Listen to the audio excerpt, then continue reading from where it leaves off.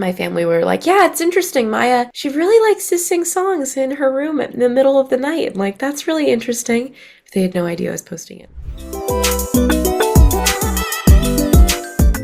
You were 17. I assume that was when you wrote Prom Dress? Or was that a bit later? That was the year you wrote. It was the age when I wrote Okay. Prom Dress, which is funny too, because I don't think MXM had really blown up in the way that I knew it was going to at that point. Obviously, Prom Dress was a big moment for that, but yeah, it's so cool to think like I've got this plaque on my wall about Prom Dress going platinum now, and I think about the fact that I was just 17 when I wrote it, and I was just airing my frustrations at the world. And guys, you got to be more kind to your 17-year-old selves. Like it really, you've got good ideas when you're 17. Don't ignore them. You might write a platinum song. You would have no idea, but you might. Yeah, and I'm glad that I trusted my gut. Yeah. I was going to say, you got 47 million views on that music video on YouTube, and that's honestly so much more than a lot of artists. It's So, crazy. I can't believe it. Yeah.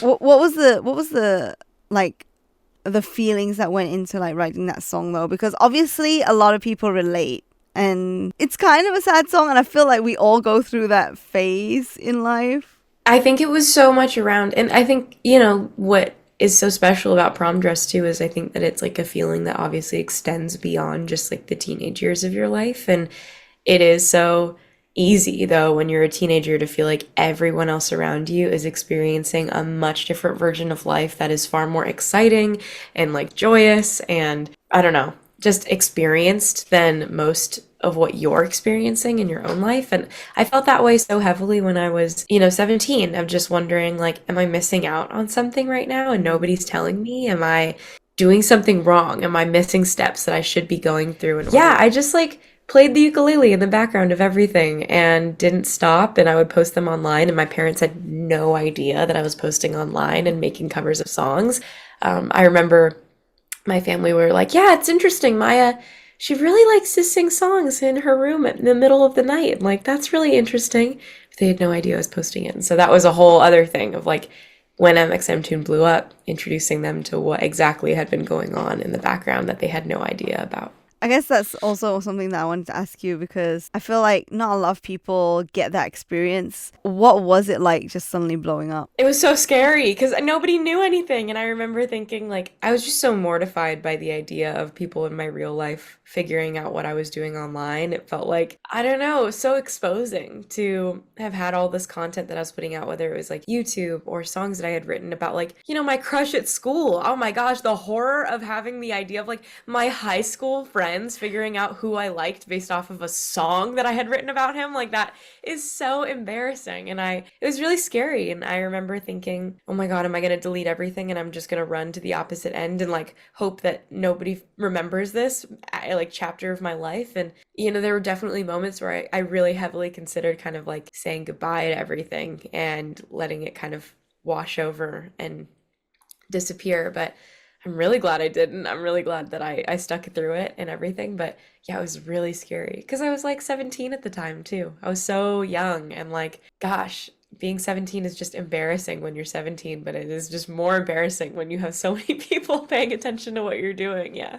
What were the main things that, okay, if somebody was going through the same thing that you went through, so they're just suddenly blowing up on TikTok and they've got like labels in their DMs being like, hey, sign to us. What are the main people that you would advise someone to get in touch with? A lawyer. Get a lawyer before you get anything else. Find somebody that is looking out for your best interests and nothing else. Like, I think, a good lawyer is going to be somebody that is always trying to think of ways to protect you. And, you can love and be so appreciative of the people that you're working on in different elements of your team, whether it's your managers or your label or whatever it is. And also, it's really important to have someone there that is like, not just there for your business, but more so there for you as a person. And yeah, I'm so lucky. I think I got really lucky. I found my lawyer is lovely. I know him because of my middle school band director, and like the guy who taught me how to play ukulele just happened to be in a band with somebody who then happened to become a lawyer. And so finding those like connections in my life felt really easy and natural. But I definitely, the biggest advice I have to people is, yeah, find somebody that can look out for your like legal best interests. And I think, the rest will hopefully fall into place. But yeah, that'll definitely scare off the sketchy people before, Mm. they have a chance to take advantage of you. So, yeah, find protection and make sure that you're keeping yourself safe. Did you have a lot of like sketchy people in your DMs? I didn't actually, and I think I was really lucky that I had a lot of people that were just nice and excited for me.